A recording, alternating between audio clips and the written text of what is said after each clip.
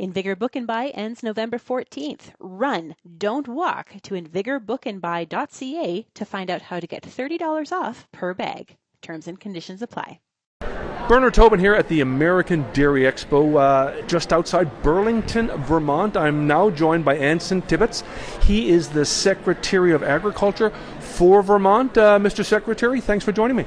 Oh, it's great to be here, and it's great to be around this international show. Yeah. Our friends from Canada, United States, Europe are here, and it's just this is the first year of this expo, and we're just delighted that Vermont is part of it.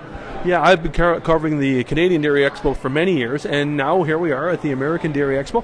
I want to talk about, I guess, the American dairy industry, what's happening in the U.S., but let's start with Vermont. I mean, a real player in the dairy industry here in the Northeast, and the reason why this show is here, I'd imagine.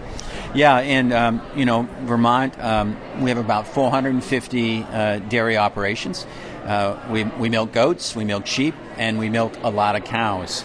And our markets, we have some national brands that folks may be familiar with, Ben & Jerry's, Cabot, Vermont Creamery, all national brands. And then we have a lot of artisan cheese operations, whether maybe it's small yogurt operations, but we can produce a lot of milk in Vermont, and we have big markets to the south of us, Boston, New York, Washington.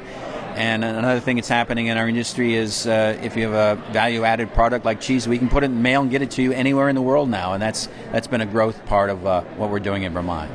Speaking of growth, a lot of momentum here in the U.S. for the dairy industry. Demand for protein, I guess the demand for dairy cattle, beef on dairy. So much investment in the processing industry here. It must be pretty exciting to see what's happening in the industry here. Yeah, it is. In Vermont, our focus has always been on quality. It's very important that, we produce great milk, which produces great products. Across the country, yogurt is having a tremendous moment.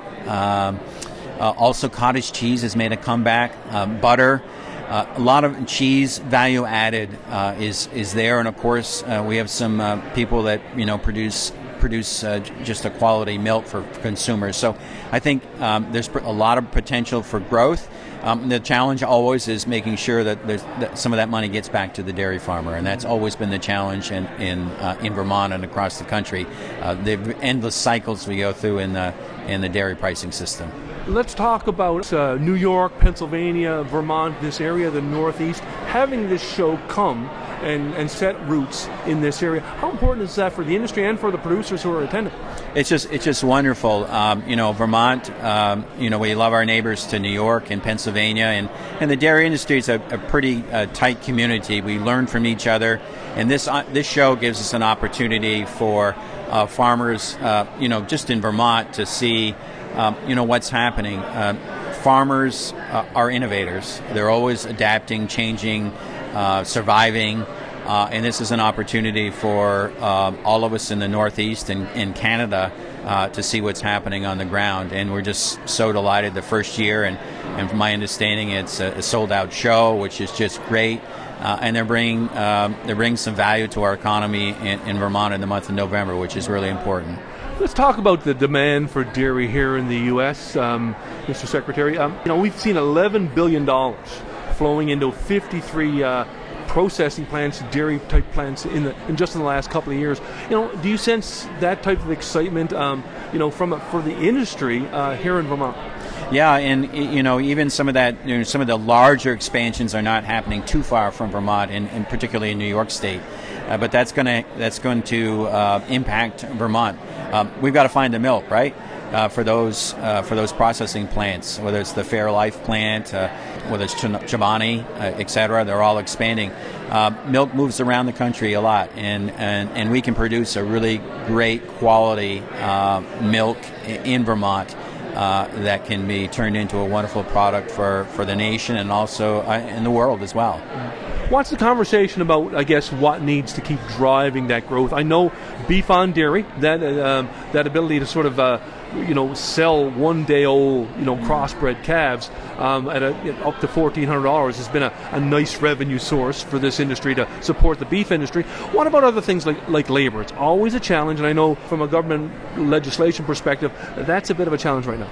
Yeah, just about. I think every industry is having, particularly those that are, you can't work from home. So there's tremendous rewards in working close to the land, working with animals, but also it can be challenging.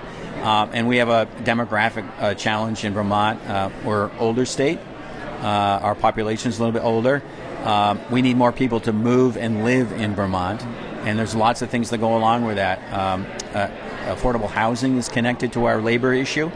If you can't afford to live in a community, and many of our farms, of course, are in smaller communities, housing has become really expensive.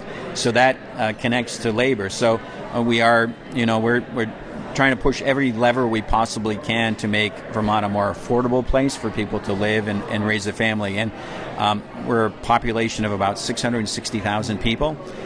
So it's pretty small on the scale of things, but we have tremendous opportunities working on the land with dairy, agriculture, and recreation is another one they're all sort of connected with it because the outdoors is the focus of that. And we're also the home of Ben & Jerry's here, right here in town. What's it like to have those guys in town? Absolutely, Ben & Jerry's is one of our our national brands. They buy a lot of cream that goes into making that world class ice cream. We also have a national brand, Cabot, with a cheddar cheese, and they make yogurt, and they're growing. They have a line of right now tremendous growth in their cracker cuts now. So if no longer you don't have to work in getting the cheese prepared. It's all prepared for you, but it's convenience. And that's one of the things that consumers will tell you in dairy, quality and making it convenience. We're kind of a grab-and-go society now. You stop into the grocery store, you stop into a convenience store, you grab a snack, and dairy is front and center with that. I can't let you go without talking about exports. I mean, obviously growing exports, growing demand for American dairy products, and obviously looking for more markets, more market access. Canada-U.S. free trade, those agreements are going to be up for a renewal. What are you hearing from your dairy farmers, and what are you telling the administration about what needs to happen from a dairy tariff perspective, from a trade perspective? Yeah, trade is really important to dairy. I think about 16-17% of all dairy that's produced in the United States is exported. We would love to have more, more dairy in Canada, and that's no secret. Those are complicated arrangements that are worked through, Mexico, the United States, and Canada.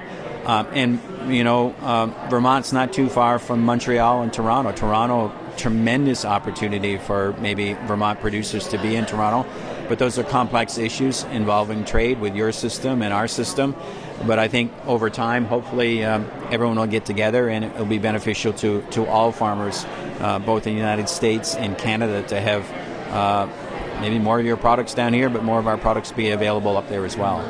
Well, great stuff, Secretary Tebbetts. Appreciate you making some time for Real Agriculture. Enjoy the show. You bet, and thank you for being here. And we're just delighted you're here, and all the people from Canada that have come down here and across the Northeast to this incredible show in Vermont.